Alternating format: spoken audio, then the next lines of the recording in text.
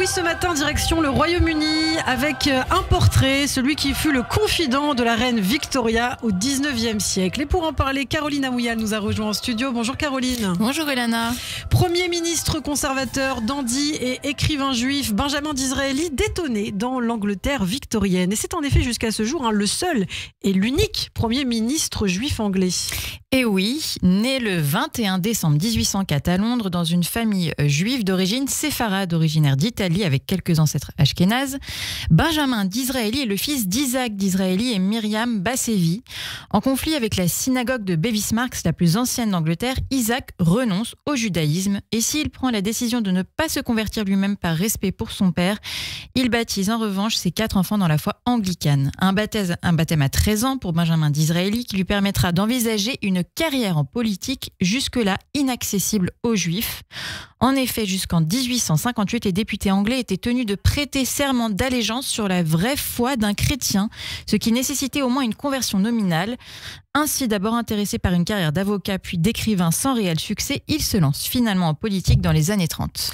Véritable ovni dans le paysage politique de l'époque, il se fait rapidement remarquer. En 1837, à l'âge de 33 ans, il se fait élire député chez les Tories, les fameux conservateurs. Et oui, ce qui est totalement novateur car il n'est ni issu de l'aristocratie, ni propriétaire terrien.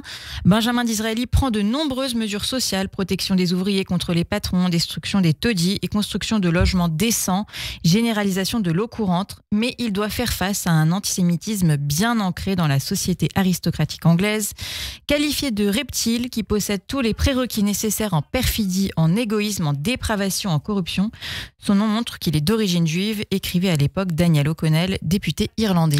Et Benjamin Disraeli se positionne également en faveur d'un établissement de la population juive en Palestine, alors dans l'Empire ottoman. Oui, en 1847, Benjamin Disraeli, alors ministre des Finances, établissait en effet un plan pour restaurer la nation juive en Palestine ottomane et 26 ans plus tard, en 1877, dans un article intitulé La question juive et le Graal de l'Orient, Disraeli indique qu'1 million de juifs s'installeraient dans la région au cours des 50 prochaines années. Et en 1851, Benjamin Disraeli monte en grade. Il devient, Caroline, ministre des Finances du gouvernement de Lord Derby. Oui, et puis quelques années plus tard, et malgré des revers politiques, il deviendra même Premier ministre en 1868, mais durant seulement quelques mois. On retiendra de sa courte mandature la fin des exécutions publiques ou encore le Corrupt Practices Act qui permit de réduire sensiblement la corruption politique. Mais sa défaite face à son principal rival chez les libéraux, William Gladstone, en 1868, lui laisse un goût amer. Dès lors, la vie politique britannique est rythmée par l'affrontement entre les deux hommes qui se vouent une hostilité affichée. Et c'est la victoire pour Disraeli en 1874 puisque les conservateurs gagnent. L'homme est à nouveau nommé Premier ministre par la reine Victoria dont il deviendra son plus proche confident. Oui, un nom que vous aimez bien, Victoria, je crois, Ilana.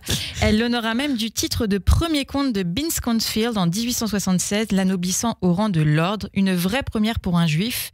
Lui-même lui offre le titre d'impératrice des Indes l'année suivante. La reine Victoria attend beaucoup de son Premier ministre, et notamment une renommée sur la scène internationale, un succès. Le déclin de l'Empire ottoman lui permet d'asseoir les intérêts britanniques, notamment en achetant des parts dans la compagnie du canal de Suez en Égypte. Ainsi, Disraeli empêche la France d'en devenir l'unique propriétaire. Et plus tard, en 1878, devant les victoires russes contre les Turcs, Disraeli mène la délégation britannique au Congrès de Berlin et il négocie des termes favorables au Royaume-Uni. Oui, le chancelier Bismarck dira même de lui, je cite, « Ce vieux juif, c'est l'homme de la situation ».